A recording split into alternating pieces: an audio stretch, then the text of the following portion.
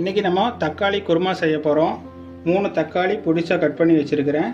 ஒரு பெரிய வெங்காயம் பொடியாக கட் பண்ணானது, 1/2 டீஸ்பூன் சோம்பு நுணுக்கி வச்சுருக்கிறேன், பட்டை கிராம்பு பிரியாணி இலை, ஒரு 6 பூண்டு நுணுக்கி வச்சுருக்கிறேன், 6 பல் பூண்டு, கொஞ்சம் கருவேப்பிலை, 1/2 டீஸ்பூன் இஞ்சி பூண்டு பேஸ்ட்டு, ஒரு 1/2 டீஸ்பூன் மல்லித்தூள், 1/2 டீஸ்பூன் மிளகாய் பொடி, 1/4 டீஸ்பூன் மஞ்சத்தூள், மல்லி இலை கொஞ்சம் எடுத்து வச்சுருக்கிறேன். இது அரைக்கிறதுக்கு தேவையானது 3 பச்சை மிளகா, 1/2 டீஸ்பூன் சோம்பு, ஒரு 3 டீஸ்பூன் துருவன தேங்காய். இப்போ செய்யலாம் வாங்க. இப்போ ஒரு கடாய் வச்சுக்கலாம். இப்போது ஆயில் சேர்த்திக்கலாம். இப்போ பட்டை கிராம்பு சேர்த்திக்கலாம். இப்போ நுணுக்குன சோம்பு சேர்த்திக்கலாம்.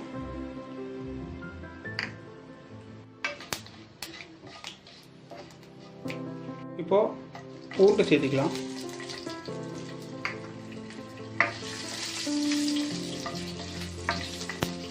இது கூடயே கருவேப்பிலை, பெரிய வெங்காயம் சேர்த்திக்கலாம்.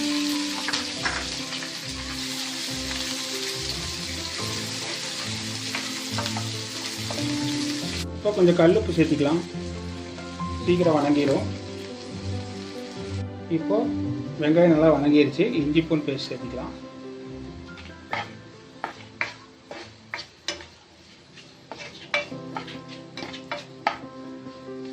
இஞ்சி பூண்டு பேஸ்ட் நல்லா வணங்கிடுச்சு. இப்போது தக்காளி ஆட் பண்ணிக்கலாம்.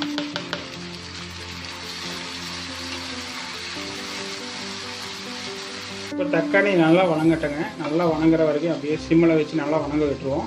இப்போ பேஸ்ட்டு ரெடி பண்ணிடலாம். ஒரு மிக்ஸி ஜார் எடுத்து இதை அரைச்சி எடுத்துருவோம். 3 பச்சை மிளகாய், 1/2 டீஸ்பூன் சோம்பு, துருவன தேங்காய் ஒரு 3 டீஸ்பூன், இதை நல்லா அரைச்சி எடுத்துருவோம். லைட்டாக தண்ணி சேர்த்திக்கலாம்.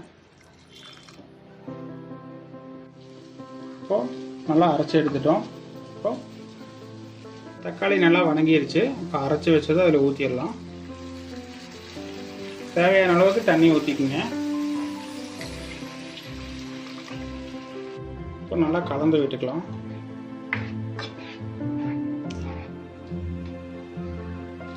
இதில் இந்த தூளெல்லாம் சேர்த்திடுவோம். நல்லா கலந்து விட்டு நல்லா கொதி வரட்டுங்க. உப்பு செக் பண்ணி உப்பு போட்டுங்க. மூடி போட்டு கொஞ்சம் நல்லா குக் பண்ணிடலாம். ஒரு 5 நிமிஷம்.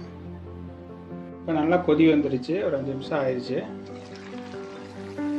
நம்ம குருமா ரெடி ஆயிடுச்சு.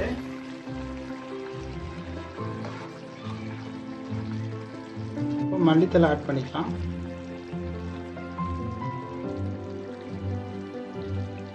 லாஸ்ட்டாக கொஞ்சம் தேங்காய் எண்ணெய் ஆட் பண்ணிக்கலாம்.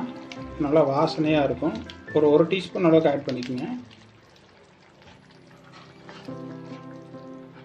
இப்போ நம்ம தக்காளி குருமா சூப்பராக ரெடி ஆயிடுச்சுங்க. நீங்களும் வீட்டில் ட்ரை பண்ணி பாருங்கள். இது சப்பாத்தி, பூரி, ரைஸ் எல்லாத்துக்குமே ரொம்ப டேஸ்ட்டாக இருக்கும். நீங்களும் ட்ரை பண்ணி பார்த்துட்டு எப்படி இருந்ததுன்னு சொல்லுங்கள். அடுத்த ரெசிபியோட பார்ப்போம்.